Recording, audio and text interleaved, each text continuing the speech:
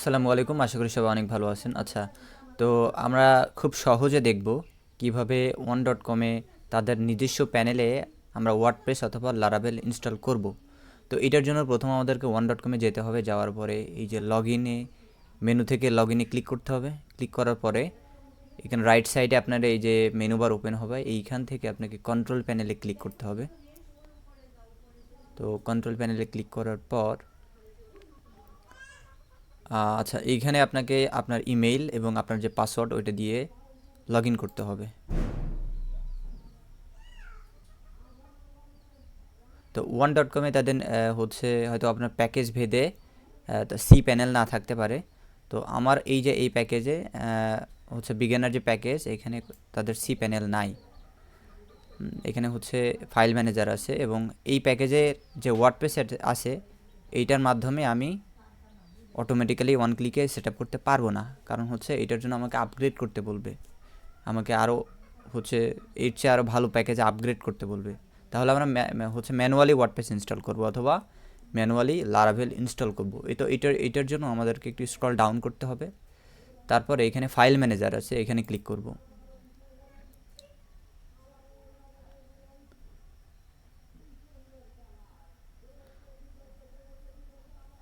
তো এইটা আমার ওইটা হচ্ছে একদমই ফ্রেশ একটা ডোমেইন এবং হোস্টিং, যেখানে কিছুই এখনও কাজ করা হয় না, দেখতে পাচ্ছেন একদমই ফ্রেশ। তো আচ্ছা, তো ফাইল ম্যানেজারে ক্লিক করার পরে এরকম একটা লোড হবে, দেখতে পাচ্ছেন। খুবই বেসিক, আসলে খুব বেশি অপশন নাই, আর একটু অন্য ধরনের কপি পেস্ট করা, আনজিপ করা, একটু মনে হচ্ছে হিডেনের মতো আর কি। তো আমি এটা দেখাবো আর কি। যাই হোক, তো আপনারা এখান থেকে আপনি এই যে আপ ওয়ান ডিরেক্টরি এরকম করতে করতে দেখবেন এটা হচ্ছে মেইন লাস্ট ডিরেক্টরিতে আপনি আসেন। তো হচ্ছে আপনাকে এই যে আপলোডে ক্লিক করতে হবে এখান থেকে করে। আপনি যদি ওয়ার্ডপ্রেস হয়, ওয়ার্ডপ্রেসের টোটাল ফাইলটা, লারাভেল হলে লারাভেলের টোটাল যে প্রজেক্ট ফাইলটা সেটা আপনাকে আপলোড করতে হবে।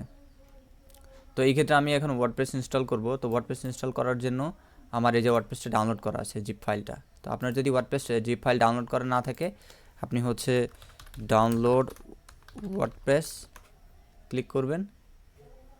তারপর হচ্ছে এই যে প্রথম যে লিঙ্ক আসে ওইটা ক্লিক করবেন। করার পরে এই যে ডাউনলোড ওয়ার্ডপ্রেস অথবা গেট ওয়ার্ডপ্রেস যে কোনো একটা বাটনে ক্লিক করলে আপনার এই জিপ ফাইলটা ডাউনলোড হয়ে যাবে। এখন সেই ফাইলটা আমরা সিলেক্ট করে আপলোড করব। তো আমি আপলোড বাটনে ক্লিক করছি এবং আমার আছে এখানে এটা, এবং এটা ওপেনে করব। তাহলে এটা এখান থেকে আপলোড হবে। দেখতে পাচ্ছেন যে গ্রে কালারের এটা ফিল আপ হচ্ছে। তো আচ্ছা, আমরা একটু আপলোড হতে সময় দেই, যেহেতু অনেক দ্রুতই হচ্ছে দেখতে পাচ্ছি। তো আমাদের এখান প্রথম কাজ হচ্ছে এই জিপ ফাইলটাকে আনজিপ করা। তো আমি যেটা খেয়াল করেছি এখানে এই ফাইলটা আপলোড হওয়ার পরে আনজিপ করতে গেলে কোনো অপশনই দেখায় না। ব্যাপারটা খুবই অদ্ভুত। তবে এটা এদের ওয়ান ডট কমে আরও ইমপ্রুভ করা উচিত। তো এইটা সহজে পাওয়া যায়, জাস্ট আপনাকে পেজটা একবার রিলোড দিয়ে নিতে হবে, তাহলে আনজিপ অপশনটা আপনি পেয়ে যাবেন। অনেকের জন্য এটা আসলে বিভ্রান্তিকর। আপনি যদি এখন ক্লিক করি, আমি যদি এখন এই যে এটার উপরে ক্লিক করি, তাহলে দেখবেন যে কোনো অপশন নাই, আনজিপ করার মতো কোনো অপশন নাই। তো আমাকে কী করতে হবে, জাস্ট আমার এটাকে একবার রিলোড দিয়ে নিতে হবে। রিলোড দিলাম। এখন যদি আমি জিপ ফাইলের উপরে ক্লিক করি, তাহলে দেখবেন যে আনজিপ অপশন আছে। এখন আনজিপে ক্লিক করলাম, করার পরে এটা হচ্ছে এই যে গ্রে কালার দিয়ে এটা ফিল আপ হবে। একটু ওয়েট করবেন, এই যে হয়ে গেছে। তো আমার এখন হচ্ছে এটা জিপ ফাইল আর এটা ফোল্ডার। তো আমি এইটার ভিতরে ঢুকবো, ফোল্ডারের ভিতরে ঢুকবো, আবারও ঢুকবো। অর্থাৎ আমার যে টোটাল যে ফাইলটা, যেটা আমার পাবলিক এইচটিএমএলে আপনারা রাখেন, তো সেই ফাইলগুলো আমাকে একদম মেন ডিরেক্টরিতে নিয়ে যেতে হবে। তাহলে আমি যেটা করলাম, ওয়ার্ডপ্রেস জিপ আপলোড করলাম, ওইটাকে আনজিপ করলাম, তারপরে সেই ফোল্ডারের ভিতরে ঢুকলাম, আবারও ঢুকলাম। এই অবস্থানে আমি আসছি, আপনারাও আসবেন। এই অবস্থানে আসার পরে আপনি কন্ট্রোল এ দিবেন, দিলে আপনার সব ফাইলগুলো সিলেক্ট হয়ে যাবে। তারপরে রাইট সাইড থেকে আপনি দিবেন মুভ। সিলেক্ট করার পরে আপনি এবার লেফট সাইড থেকে যে আপ ওয়ান ডিরেক্টরিতে ক্লিক করবেন, আবার ক্লিক করবেন, ক্লিক করতে থাকবেন। দেখবেন যে আর কোথাও যাচ্ছে না, মানে একদম মেন ডিরেক্টরিতে চলে এসেছে।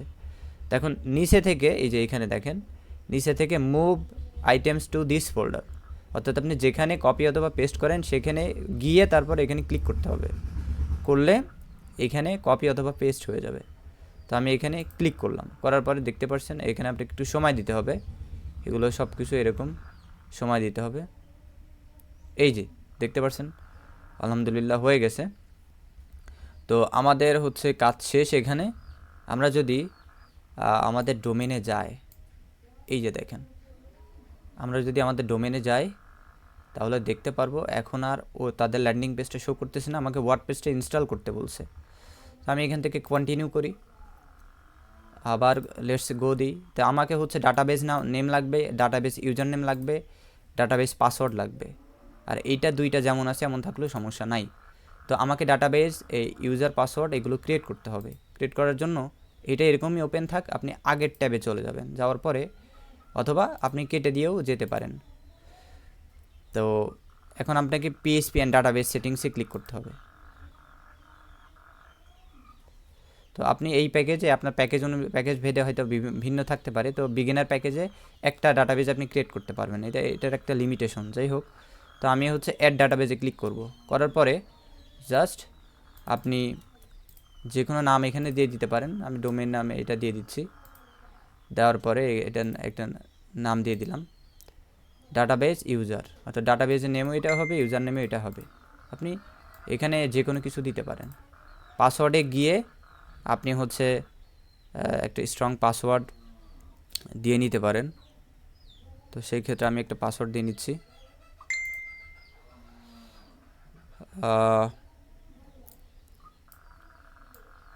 আমি একটা পাসওয়ার্ড কপি করে এখানে বসাই দিলাম। দেওয়ার পরে আমি যদি প্লাসে ক্লিক করি, আমাকে কিন্তু প্লাসে ক্লিক করতে হবে। অনেক সময় পাসওয়ার্ড হয়তো বা বলবে যে মিলতেছে না, বা পাসওয়ার্ড হচ্ছে আপনাকে বলবে যে আরও স্ট্রং দিতে বা 6টার বেশি দিতে বা এরকম কিছু দিবে। ওইটা আপনি পড়ে সুন্দর মতো একটা স্ট্রং পাসওয়ার্ড দিয়ে নেবেন। দেওয়ার পরে দেখবেন যে আমাদের ডাটাবেজের ইউজার আর এই যে পাসওয়ার্ড ক্রিয়েট হয়ে গেছে। তো যেহেতু পাসওয়ার্ডটা আপনি কপি করেছেন, অথবা আপনি জানেন কি, অথবা আপনি এখান থেকে চেঞ্জে গিয়ে আবার এটা দিয়ে দিতে পারেন, সমস্যা দিয়ে এটাকে সেভ করলে এটা সেভ হয়ে যাবে। ঠিক আছে, দেখেন আমি পাসওয়ার্ডটা আবার দিচ্ছি, সেভ হয়ে গেছে। তো আমাকে এই যে ডাটাবেজ ইউজার এবং পাসওয়ার্ডটা আমাকে বসাতে হবে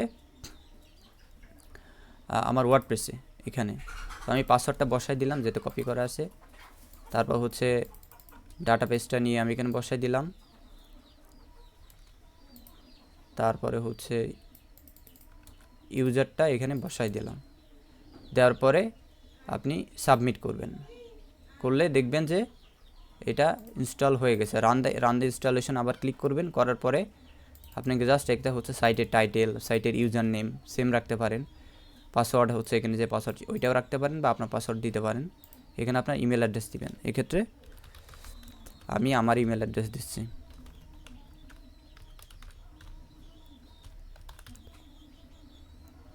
তারপর হচ্ছে এটা আপনি টিক মার্ক দিতে পারেন, কারণ আপনার ওয়েবসাইট কমপ্লিট না হয়ে তো সার্চ ইঞ্জিনে ইন্ডেক্স হোক, এটা তো আপনি চান না।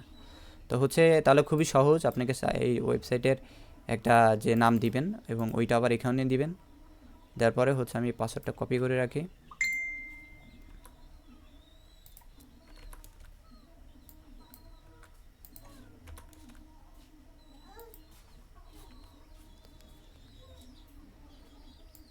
আচ্ছা, তারপরে হচ্ছে ইনস্টল ওয়ার্ডপ্রেসে ক্লিক করলাম। করলে দেখছেন যে আমার ওয়ার্ডপ্রেস ইনস্টল করা হয়ে গেছে।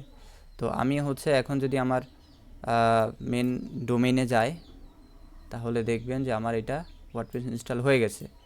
এখন আমি এই ওয়ার্ডপ্রেসে লগ ইন করার জন্য যদি /admin দিই, তাহলে আমি এখান থেকে আমার ইউজার নেম পাসওয়ার্ড দিয়ে লগ ইন করতে পারবো। ইউজার নেম দেওয়া ছিল আমার এটা। আচ্ছা, এটা দেখতে পারছি, এখান থেকে লগ ইন হয়ে যাবে। এই যে এখন এখান থেকে আপনি থিম প্লাগইন যেগুলো ইনস্টল করে আপনার মতো করে কাজ করতে পারবেন। আচ্ছা, এখন লারাভেল কীভাবে ইনস্টল করতে পারবেন? আপনারা যারা লারাভেল হচ্ছে অ্যাটলিস্ট যারা লারাভেলের জন্য ভিডিও দেখতে আসছেন, আমি এতটুকু বিশ্বাস করি তারা ওয়ার্ডপ্রেস ইনস্টল করা এইটা দেখলেই আপনারা পারবেন। আপনার টোটাল প্রজেক্ট ফাইলটাকে আপনি আপলোড করবেন, পেজ একবার রিলোড দিবেন, আনজিপ করবেন, হচ্ছে সেই ফোল্ডার টোটাল ফাইলগুলো এই মেন ডিরেক্টরিতে আনবেন, ওই দিক দিয়ে ডাটাবেস ক্রিয়েট করবেন, কানেক্ট করবেন। এভাবেই আপনি করতে পারেন। আর যদি পিএইচপি ভার্সন চেঞ্জ করতে হয় তাহলে এখান থেকে চেঞ্জ করে নেবেন, এভাবেই। তো আশা করি ভিডিওটি আপনাদেরকে উপকারে আসবে। আর অবশ্যই ইনশাল্লাহ যদি আপনার বিন্দুমাত্র উপকৃত হন আমাদের চ্যানেলটিকে প্লিজ সাবস্ক্রাইব করে দিবেন।